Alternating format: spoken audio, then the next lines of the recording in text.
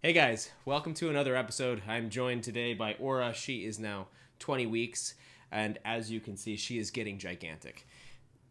Wow.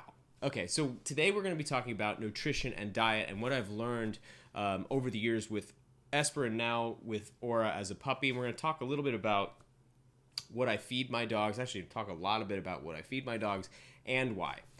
One thing I'd like to say right off the bat that I've learned along this journey is that something being more expensive is not necessarily the better product for your dog. That was shocking to me.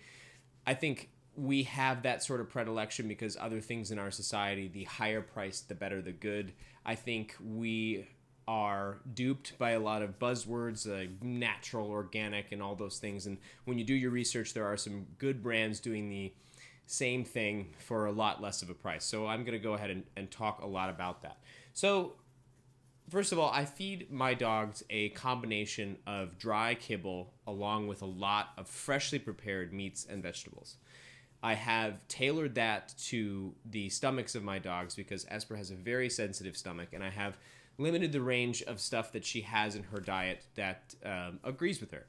I think that a lot of the time when you get a new dog, you're going to have to realize it is like a person, and they are going to be tolerant and intolerant of certain things, just like us. So that's very much one thing to consider. Also, dogs are different than humans, and this is kind of my PSA, saying that there are foods that we eat constantly that can seriously hurt your dog. So I'm going to stick up a list of just stuff that was a little bit shocking to me. It goes from, I'm going to put this all up there. There's macadamia nuts. A lot of people don't know about that one. We all know about the caffeine and chocolate. Xylitol is a very common artificial sweetener, and these are things that can hurt your dog terribly. There are some other things that, on this list that are on the debatable range. I find that things like avocado, some people say it's fine, some people says it hurts your dog. I Google everything, and if there's even so much of a slight chance of it hurting my dog, I don't give it to him. I just remove that item. So I err on the side of caution for sure when I'm looking for stuff to feed my dog. So just want to get that out of the way. Avoid these things. I avoid all of these things. Now on the next topic, kibble. This has been the biggest journey for me. I use kibble as you would imagine in a prepared meal, like a side dish or a large portion of the dish. It is not the entire meal. It is the supplementary area of the meal. Kibble is great because it provides all the vitamin nutrients your dog needs, and it also usually spurs a lot of appetite and tastes great. It also is hard food. It's good for their teeth. But for me, it is only one part of the meal. My journey with kibble has been an extensive one. I always wanted to give my dog the best possible food for her, and with Esper it was a little bit of a tinkering. We tried all kinds of brands, from the very high priced stuff, From and those things. We recently have a Open Farm is a brand that we've used that actually is really good. And what was surprising to me is for a long time I thought I had this figured out, and now after getting Aura, speaking to numerous vets about other topics that I've been doing for this show, as well as the breeders that we got Aura from, who are also vets and animal behavior specialists, I have heard resoundingly that you can get away with less expensive brands that have just as good, if not better, quality ingredients and nutrients meant for your pet. I recently switched Esper over to Purina Pro Plan. They offer a very specific protein ratio. 26-16 is what Borzois need as an adult dog, and the results were pretty incredible. I'm an empirical person. You want to see the results. Even with her energy level, her coat, her poops, everything was much, much, much better after switching her over to Purina.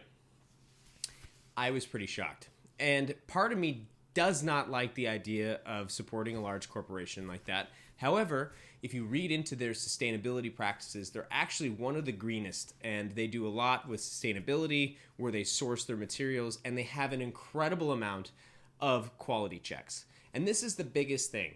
A lot of people go to these boutique dog food companies, and they don't simply have the number of FDA checks that, let's say, a larger, more established brand has. So that's it.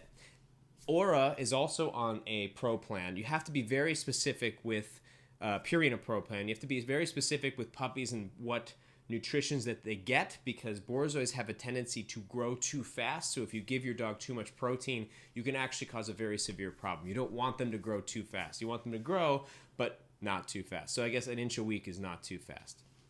So that's been the journey with the Kibble, and I was pretty surprised. I still am looking for alternatives to Purina, and there are some holistic brands out there that do nearly as good a job.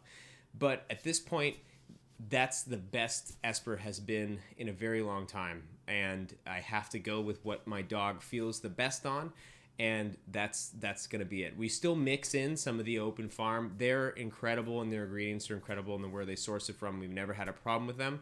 So that's the Kibble side of things. So push that out of the way. That's the easy part. I highly recommend that you don't just feed Kibble to your dog.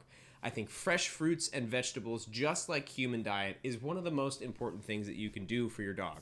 So what type of stuff do I feed my dog? If you read on the internet, you don't want to feed too much broccoli. You don't want to feed broccoli at all. You don't want to feed kale. You don't want to feed too much kale. You want to feed eggs. There's so much information out there. Again, you want to go with what really works for your dog. I don't give them the same thing every day. It rotates through a number of ingredients, but there are a few key staples that my dogs love and have been thriving on. First of all, again, I'll bring this up. I am a vegan, and so it is difficult for me to purchase meat at a grocery store without feeling totally guilty, so I make sure I get the highest quality products for my dogs. Part of the reason why my journey into Kibble was all with the organic and holistic side of things. Gladly to find Purina is also doing a lot with sustainability. It's not the best on organic, but we're getting there. So with the meats that I buy, I want to buy the highest quality. I am lucky to be able to do that financially. My wife and I are able to purchase, organic meat, organic vegetables for our dogs. They do great. I'm sure that they would do fine on standard vegetables. That's great. But me being vegan, I really want to make sure that the animals I'm using to feed my pets are at least taken care of during their lifetimes.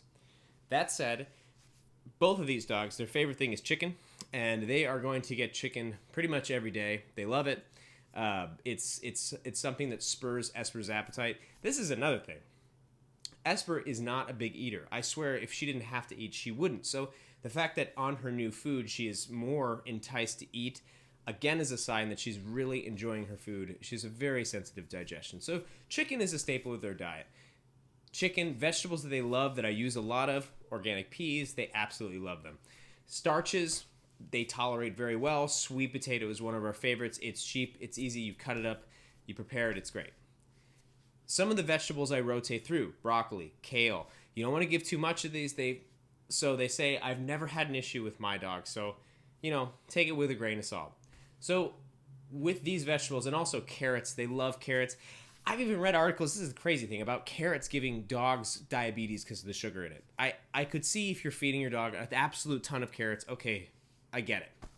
I also like to give them different experiences and different vegetables. However, I make sure I research it before I give them to them. Berries and that sort of things I'll mix into their foods occasionally just to give them a little spice. Just again, check the internet, do your due diligence, make sure it's okay for your pup. Now, preparation is key. No seasoning whatsoever, and we boil all of this stuff. So I make a big pot, I throw my chicken, I throw my vegetables in there, I boil it until it is ready to go, I chop it up, and I mix it in with the Kibble. It's about, I would say for Esper, half Kibble, half vegetable mixtures.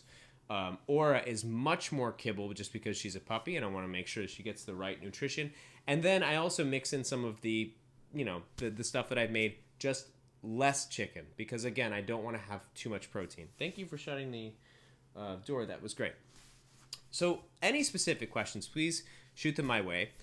This has been something that I've been researching and talking about a lot. And I wanted to make sure when I came to this video, I had fully changed Esper over to this new food and just seen how she's done. It's been pretty remarkable. Part of her transformation is that she's really starting to love her new baby sister, so she's getting a lot more exercise. She's getting a lot out, a lot more. But I also really do genuinely think that changing her food has made her feel much better. So again, I thank you guys. This is a continuing journey. I'm always open to learn from your experiences, but that's been mine. I appreciate it. I'll see you guys soon. Any specific questions, hit me up. I'm all over Instagram. Send me a DM. I'm all over TikTok. It's a lot less serious content on TikTok, but that's the fun stuff. I'll see you guys later. Bye.